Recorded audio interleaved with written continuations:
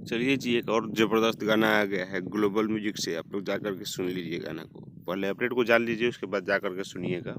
गाना आया हुआ है global music music junction channel से। खेसारी लाल यादव और शिल्पी राज साथ में गाए हुए हैं। गाना बहुत ही ज़बरदस्त होने वाला है और आम का सीजन मतलब मोटा मोटी चला गया और उसी में आया है आम भइल छोट।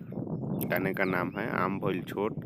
दो आदमी मिलकर गाए हुए हैं और इस गाने को जो लिखे हुए हैं मतलब अलग राइटर लिखे हुए हैं। ये भी मतलब लिखते हैं लेकिन मतलब कभी कभी इनको गाना देते हैं। इनका नाम है प्रिंस प्रियदर्शी और म्यूजिक जो दिए हैं उनका नाम है प्रियांशु सिंह, लेकिन ज़्यादातर आर्या शर्मा देते हैं।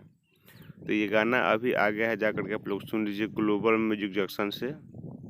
और इस वीडियो में जो काम की हुई है एक्ट्रेस, उनका नाम है नीलम गिरी।